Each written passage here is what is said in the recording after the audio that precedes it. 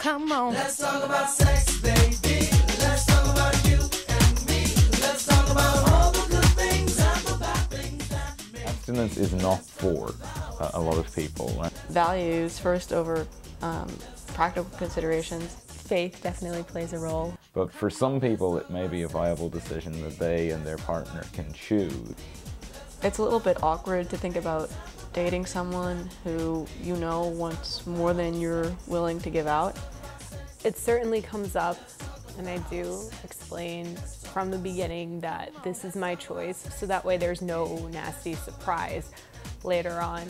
People don't understand it, and they're kind of...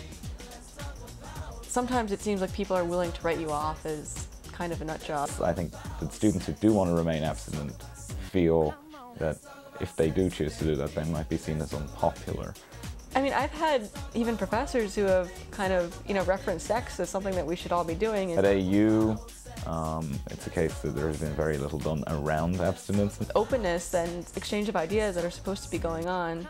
So the Wellness Centre is here as an unbiased place to offer information for everybody, and we want to make sure that what we're doing is putting the idea that abstinence is out there if people feel that's something they'd like to buy into and that they're comfortable with and that would work for their relationships, but that at the same time we are going to provide comprehensive sex education on what to do if you are going to have sex. I mean, I'm very supportive of sexual freedom and what everyone should do, and I don't practice abstinence, but I think from my personal experience, if I had had more discussion about the possibility of abstinence being a realistic lifestyle choice, I think it would be, I'm not saying I would have changed my choice, but it would have helped me, I think, make a better choice.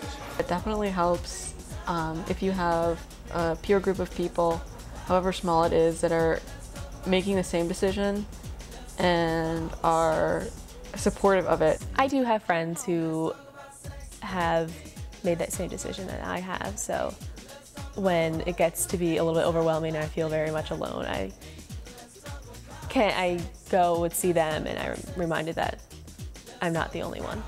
Being abstinent is a difficult choice. It has to be made by you.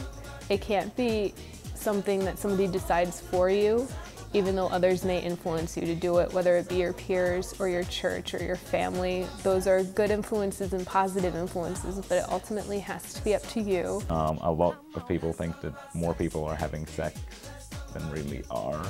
I think the way modern culture nationally tries to teach us now, you would think that every student was having sex every day with multiple different people. That's certainly not the case.